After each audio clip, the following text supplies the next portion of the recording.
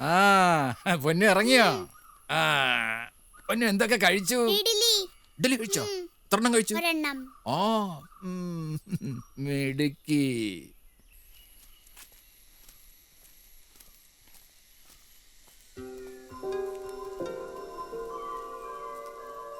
മോള് സ്കൂളിൽ പോയിട്ട് നന്നായിട്ട് പഠിക്കണം കേട്ടോ.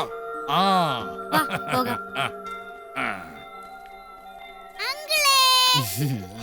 പൊന്നോട് ഇറങ്ങാണോ? ഇറങ്ങാൻ സമയം 9:30 പൊന്നിന് സ്കൂളിൽ വിട്ടിട്ട് വേണം പോകാൻ. പൊന്നുവെല്ലാം കഴിച്ചോ? കൊറേ വഴക്ക് പറഞ്ഞിട്ടാ ഒരു ഇഡ്ഡലി അകത്താക്കി. ഒരു വക കഴിക്കില്ല. കണ്ടില്ലേടാ ഒരു കോലം. എന്താണ് കഴിച്ചാലേ പൊക്കം വെക്കുള്ളൂ. ചേട്ടാ ഞങ്ങള് പോട്ടെ. ശരിടാ. ഞാൻ നിനക്ക് കഴിക്കാൻ എന്തെങ്കിലും എടുക്കാം. നീ രാത്രിയിലത്തെ വണ്ടിക്ക് തന്നെ പുറപ്പെട്ടോ? ഇല്ല, കുറച്ച് പഠിക്കാനുള്ളതുകൊണ്ട് വെളുപ്പിനെ പുറപ്പെട്ടെ.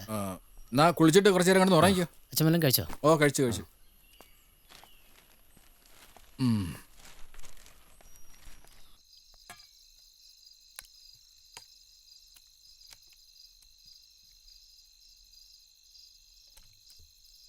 എങ്ങനെയുണ്ട് നിന്റെ പഠിത്തമൊക്കെ?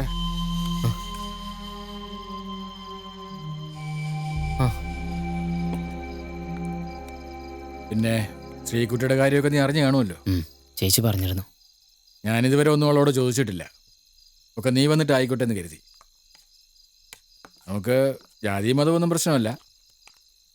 പക്ഷേ നീ എന്തായാലും അവളോടൊന്ന് സംസാരിക്കണം. നിന്റെ കൂടെ സ്കൂളിൽ പഠിച്ചതല്ലേ അവൻ? ഞാൻ സംസാരിക്കാം. പിന്നെ ഇവിടെ കാര്യം, ജയനെ പറ്റി ഒരു വിവരവുമില്ലെന്നാ പ്രവാസ ലോകത്തുനിന്ന് വിളിച്ചറിയിച്ചത്.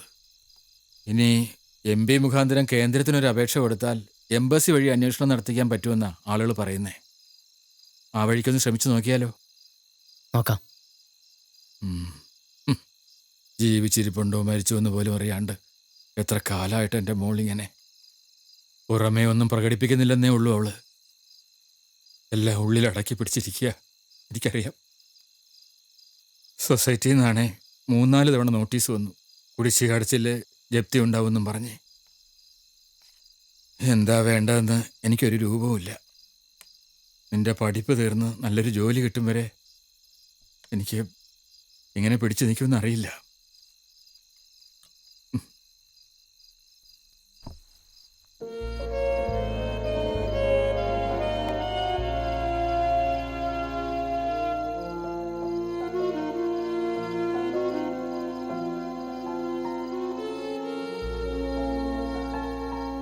മാധവേട്ടൻ ഞങ്ങൾക്കൊക്കെ വളരെ വേണ്ടപ്പെട്ടവനാ. ഞാൻ ഈ ബാങ്കിൻ്റെ പ്രസിഡൻ്റായിരിക്കുന്നത് തന്നെ അദ്ദേഹം കാരണോ. പക്ഷേ അദ്ദേഹം തന്നെ പാർട്ടി അച്ചടക്കം ലംഘിച്ചാൽ എന്ത് ചെയ്യും? പാർട്ടിക്കുള്ളിലെ സംഘടനാ വിഷയങ്ങൾ അതാത് ഘടകങ്ങളിൽ ചർച്ച ചെയ്യുന്നതാണ് രീതി. പക്ഷേ മാധവേട്ടൻ ചെയ്തതെന്താ? പരസ്യമായി കൊടിയും പിടിച്ച് തെരുവിലിറങ്ങി. ഇത്തരം റിവിഷനിസ്റ്റ് രീതികൾ പാർട്ടിക്ക് ഒരിക്കലും വെച്ചുറപ്പിക്കാനാവില്ല. സർ, ഞാൻ ഇവിടെ നിന്ന് അയച്ച നോട്ടീസിൻ്റെ കാര്യം പറയാൻ വേണ്ടി വന്നതാ. അത് തന്നെയാണ് പറഞ്ഞു വന്നത്. ജപ്തി നടപടികളോട് വ്യക്തിപരമായി എനിക്ക് യാതൊരു യോജിപ്പുമില്ല. പക്ഷേ ഞാൻ ഒറ്റയ്ക്ക് എന്ത് ചെയ്യാനാ? ഡയറക്ടർ ബോർഡ് കൂടി തീരുമാനിച്ച കാര്യമാണ്. എന്താ സാറേ, ആ ലോണിൻ്റെ കാര്യമൊന്ന്... അത് ഞാൻ പറഞ്ഞില്ലേ, ആകെ 20 സെൻറ്റ് സ്ഥലത്തിൻ്റെ ഈടിൽ ഇത്രയും തുക എഡ്യൂക്കേഷണൽ ലോൺ അനുവദിക്കാൻ ബുദ്ധിമുട്ടാ. അങ്ങനെ പറയല്ലേ സാറേ. നേഴ്സിങ്ങിന് പോകണമെന്നുള്ളത് എൻ്റെ മോളുടെ വലിയ ആഗ്രഹമാണ്. എടോ, അതൊക്കെ കാശുള്ളവരുടെ പിള്ളേർ പഠിക്കട്ടോ. താൻ തന്നെ കൊച്ചിനെ പല TTCക്കോ തയ്യലിനോ വിട്. എടോ, മാർച്ചിലെ ക്ലോസിങ്ങിന് മുമ്പ് കുറച്ചെങ്കിലും പൈസ അടച്ചാ എൻ്റെ സ്വന്തം റിസ്കിൽ നടപടികൾ കുറച്ച് നാളത്തേക്കെങ്കിലും നിർത്തിവെപ്പിക്കാം. എന്താ, അടയ്ക്കാൻ പറ്റുമോ? ശ്രമിക്കാം സാർ. സാർ, എടോ, ഇവിടെ നിന്നിട്ട് ഒരു കാര്യമില്ല. ഞാൻ പറഞ്ഞില്ലേ, ജോബ് വിസയ്ക്ക് 10 lakhs പേ ചെയ്യണം. 5 lakhsന് ഹയർ സ്റ്റഡീസിനുള്ള വിസ ശരിയാക്കാം. സ്റ്റഡി എന്ന് പറയുമ്പോൾ വർക്ക് വിത്ത് സ്റ്റഡിയാണ്. ഒരു ചെറിയ അഡ്ജസ്റ്റ്മെന്റ്. പേരിന് നമ്മളൊരു കോളേജിൽ ചേരുന്നു, ഒപ്പം പാർട്ട് ടൈം ആയിട്ട് ജോലിക്കും. വിത്തിൻ 6 months നമുക്ക് അവിടെ സിറ്റിസൺഷിപ്പിന് അപേക്ഷിക്കാം. അതായത് സായിപ്പിനെ നമ്മൾ ചെറുതായിട്ടൊന്ന് പറ്റിക്കുന്നു. ഒരു മിനിറ്റ്. നോ, ഒന്നും പേടിക്കണ്ട. ഞാനിത് എത്ര കേസ് കൈകാര്യം ചെയ്തിരിക്കുന്നു. നിങ്ങൾ ഇങ്ങോട്ട് വാ, കാര്യങ്ങൾ ഞാൻ വിശദമായിട്ട് പറഞ്ഞുതരാം. ഓക്കെ? പിന്നെ വിളിച്ചിട്ട് വന്നോളൂ. ഓക്കെ, ശരി. പറയടാ, നീ എന്നാ വന്നേ? ഇന്നലെ രാവിലെ. ഞാൻ എപ്പോഴും നിന്റെ കാര്യം ഓർക്കും.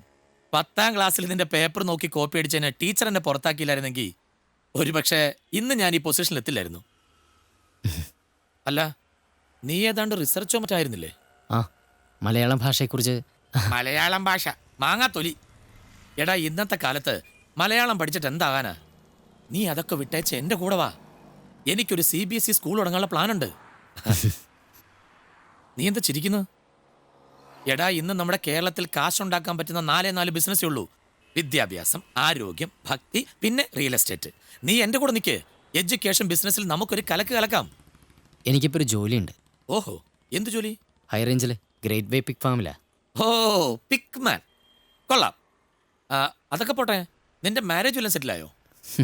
ഹേ എൻ്റെ കാര്യം ഏതാണ്ട് ഒപ്പിച്ചെടുത്തു എന്ന് പറയാം. ചാറ്റിങ്ങിലൂടെ പരിചയപ്പെട്ടതാ. 10-15 വർഷമായി. അവൾ ഫാമിലിയോടെ ഗൾഫിലാ. കഴിഞ്ഞ മാസേ ഞാൻ പോയിട്ടുണ്ടായിരുന്നു ദുബായില്. ഉള്ളത് പറയാലോ, പെണ്ണിനെ കാണാൻ വലിയ രസമൊന്നുമില്ല. ആവറേജ് കൊള്ളിക്കാം. ഞാൻ അതൊന്നും നോക്കിയില്ല. നമുക്ക് ആവശ്യത്തിന് ചിക്കിളി കിട്ടും. പിന്നെ നെക്സ്റ്റ് മന്ത് മിക്കാറ് സംഗതി ഉണ്ടാവും. ഞാൻ നിന്നെ വിളിക്കാം. ശരി, ഇറങ്ങട്ടെ. നീ പോകണോ? അല്ല, നിന്റെ ജോലി നടക്കട്ടെ. എടാ, പിന്നെ നിന്റെ സിസ്റ്റർ ഉണ്ടല്ലോ, ശ്രീകുട്ടി. She's very smart. ഇവിടുത്തെ സ്റ്റുഡൻസിന് ടീച്ചർ എന്ന് പറഞ്ഞാൽ വലിയ കാര്യ.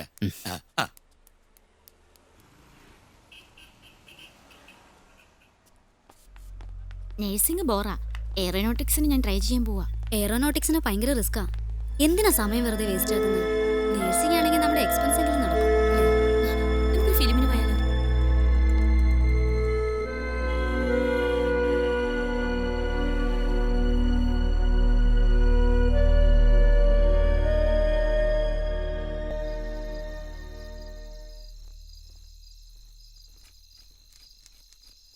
ചേച്ചി, ആ ആ. നീ പോയ കാര്യം എന്തായി? അയാളെ കണ്ടോ? ഉം. എന്നിട്ട് കാശും സൗകര്യമൊക്കെ ആകുമ്പോൾ ചിലർ മാറിപ്പോവും ചേച്ചി. അത് നടക്കില്ല.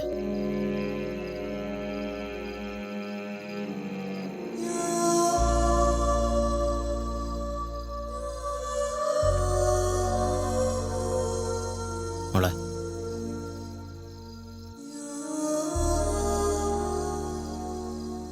അവൻ നീ ഉദ്ദേശിക്കുന്ന ആളല്ല. അവൻ്റെ കല്യാണം ഏതാണ്ട് ഉറപ്പിച്ചിരിക്കുക. ഗൾഫുകാരിയാ പെണ്ണ്. മോളുടെ മനസ്സിലെന്തെങ്കിലും ഉണ്ടെങ്കിൽ അതങ്ങ് മറന്നേക്കാം.